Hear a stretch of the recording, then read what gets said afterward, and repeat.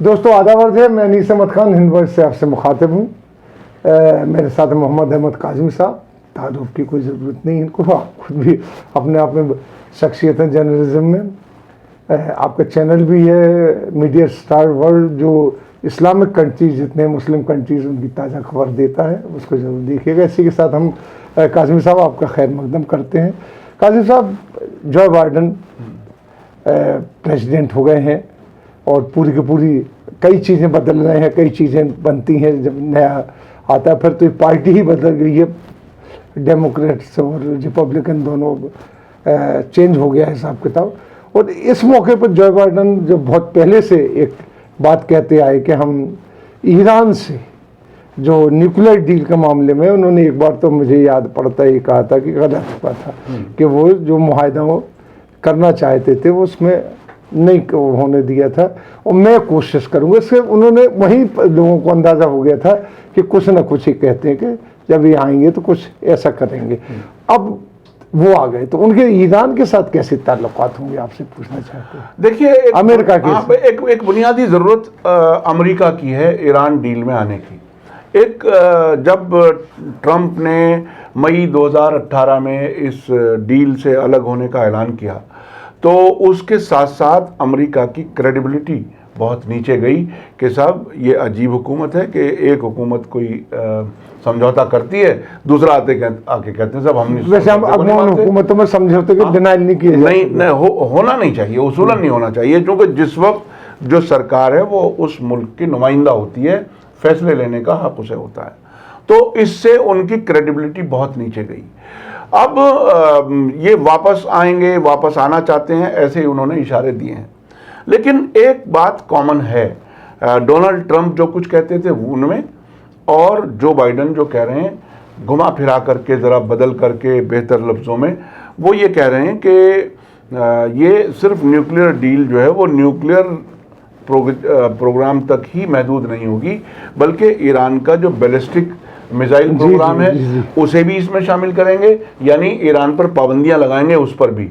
और तीसरी बात यह कि उनके मुताबिक जो इलाके के दूसरे मुल्कों में ईरान मुदाखलत करता है वो भी उसे रोकनी पड़ेंगी। इन सबको शामिल करके ये एग्रीमेंट करेंगे।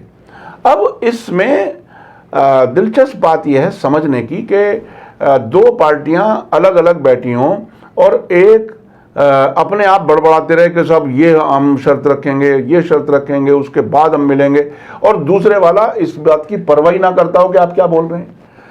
ईरान ने एक बात बहुत खुल करके कही हुई है, हम रीनिगोशिएट नहीं करेंगे। जो कुछ पहले फैसला हो चुका, तकरीबन कई साल की बातचीत के नतीजे में ये एग्रीमेंट हुआ था 2015 में ओबामा के ज़माने में। अब उसको आप कहो कि रीनिगोशिएट करो, दूसरी कुछ शर्तें लाओ, तो ईरान इस बात को कह चुका कि हम दोबारा इस पर बात नहीं करेंगे। जो कंडीशंस थी उसे ही मानो तो ठीक, हम बैलिस्टिक मिसाइल प्रोग्राम को भी उसमें शामिल नहीं करेंगे और किसी भी और चीज़ को हम मानने वाले नहीं हैं। तो ये बात ठीक है कि जो बाइडन ने एक तरह से अपना ह्यूमन फेस बताने के लिए या अमेरिका को इंटरनेशनल कम्युनिटी का हिस्सा वापस बनाने के लिए उन्होंने ये बात कही है। लेकिन क्या अमेरिका जो बाइडन की रहबरी में, रहनुमाई में ईरान की वो सारी शर्तें मान करके आ जाएगा, इसमें अभी एक बड़ा सवाल है। अच्छा। अभी वो ऐसा लगता नहीं है, लेकिन अभी चूंकि बिल्कुल शुरुआत है, अभी जब हुकूमत बदली है उसके कुछ ही दिन बाद हम आपस में बात कर रहे हैं, अभी और निखर करके कुछ पॉलिसी उनकी सामने आए तो कुछ समझ में आए। लेकिन ईरान ने क्लैरिटी के साथ ये बात कह दी है कि हम दोबारा इस पर बात नहीं करेंगे, इसी हालत में आप वापस आओ तो वेलकम है। दूसरे ये कि हम बैलिस्टिक मिसाइल प्रोग्राम या कुछ भी आप उसमें शामिल करना चाहें, ये सिर्फ और सिर्फ न्यूक्लियर डील थी और हम सिर्फ न्यूक्लियर डील की हद तक ही आपसे बात करेंगे। हाँ, ये बात, लेकिन बाइडन का ये कहना ताल्लुकात हमवार करने की तो एक कोशिश हो सकती है ना, जब वो कह रहे हैं कि हम बात करेंगे, क्योंकि अभी तक तो डायलॉग तो था ही नहीं ईरान और अमेरिका के बीच में, सारे डायलॉग बंद थे। जी। अब कम से कम ये डायलॉग तो शुरू कर रहे हैं। हाँ, तो डायलॉग के लिए ईरान वेलकम करता है, हमेशा हमेशा ईरान वेलकम करता है। लेकिन एक बात जो मैं बहुत दिलचस्प, बहुत कम लोग जानते हैं, मैं सिर्फ याद दिला रहा हूँ, ईरान वो मुल्क है जिसमें अमेरिका की एम्बेसी नहीं है, इजराइल की भी एम्बेसी नहीं है, यानी डिप्लोमेटिक ताल्लुकात इजराइल और अमेरिका से ईरान के नहीं, बहुत पहले से नहीं है, रेवोल्यूशन के बाद से ही नहीं है, 1979 से। और वहाँ तेहरान के अंदर जो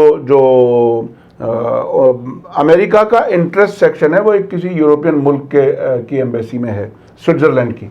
और वॉशिंगटन में ईरान का जो इंटरेस्ट डेस्क है वो पाकिस्तान की एम्बेसी में है। तो ये इस तरह से दोनों मुल्क बहुत ही दूर दराज का एक ताल्लुक उस तरह से रखा है जो रखना पड़ता है। हाँ, जो रखना पड़ता है, ताकि कोई ख़ास मौका हो तो एक दूसरे से राब्ता किया जा सके। लेकिन मेरा तो अपना समझना ये भी है, हालांकि ये थोड़ा सा उससे अलग है, लेकिन ईरान में जो रेवोल्यूशन बाकी है वो अमेरिकन एम्बेसी ना होने की बरकत की वजह से बाकी है।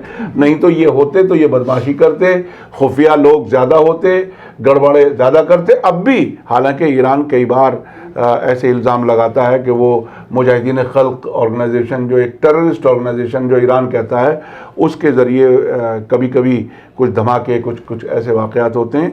लेकिन अगर अमेरिकन एम्बेसी होती तो बहुत कुछ खराबियां हो चुकी होती, क्योंकि इनका तरीका यह है कि या तो हुकूमत उनकी मर्जी से चले, और हुकूमत अगर उनकी मर्जी से नहीं चलती तो वो आम लोगों में गड़बड़, हंगामे, पड़ोसी मुल्क से कोई ना कोई टेंशन वो ऐसी कर देते हैं कि आपको जीना हराम कर देते हैं। यानी उनसे ताल्लुकात करना जो है वो ग़ुलाम होने की हद तक है।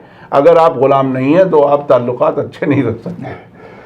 लेकिन कुछ तो बदलाव आएगा बाइडेन के आने से, कि नहीं आएगा? हाँ, देखिए, जो बाइडेन के आने से सिर्फ ये बदलाव आएगा कि वो डिसेंटली बात करना चाहेंगे, बात करने की शुरुआत करने की कोशिश करेंगे। जो बाइडेन ट्रंप की तरह से वो रोज़ाना बड़बड़ाएंगे नहीं, जो कुछ भी बोल देता था वो आदमी, उसके तो ज़बान के आगे मैदान था। ये चूँकि एक मैच्योर पॉलिटिशियन है, इसलिए मुझे ऐसा लगता है कि जो बाइडेन इस हड़बड़ाहट, इस जल्दी जिस तरह से ट्रंप कर रहे थे, इजराइल अरब मुल्कों के बीच में ताल्लुकात नॉर्मल करना, और क्या क्या वो तेजी से करना, वो जाने क्या कर रहे थे, वो उनको भी नहीं पता है, उन्हें भी नहीं पता। और आखिर में वो इतने जलील होके गए वाशिंगटन से कि उनका साथ देने के लिए शायद ही कोई जितने कार्टून हमारे ख्याल में निकलने के बाद उनके आ रहे हैं कार्टून, बाकायदा मज़ाहिया कार्टून, जितने तो किसी प्रेसिडेंट ऑफ अमेरिका के आज तक हमने नहीं देखिए। ये तो थोड़ा सा अफसोस हमें भी है कि हम भी रोज़ाना हंसते थे और उनकी हकीकतें, उनकी जो हरकतें थीं वो हम लोगों को बताते रहते थे। और वॉशिंगटन पोस्ट हर महीने बताता था कितने हजार और झूठ बोल चुके। तो ऐसा प्रेसिडेंट कभी कभी आता है, बहुत बुरा था, पूरी दुनिया के लिए बुरा था, अपने मुल्क के लिए बुरा था, लेकिन कभी कभी हंसने के लिए, एंटरटेनमेंट के लिए अच्छा था। लेकिन एंटरटेनमेंट बहुत महंगा था। यार बहुत बहुत शुक्रिया काजल साहब आपका। इसी के साथ हम लेते हैं विदा, अगले अंक में फिर हाजिर होंगे, तब तक के लिए दीजिए मुझे इजाज़त।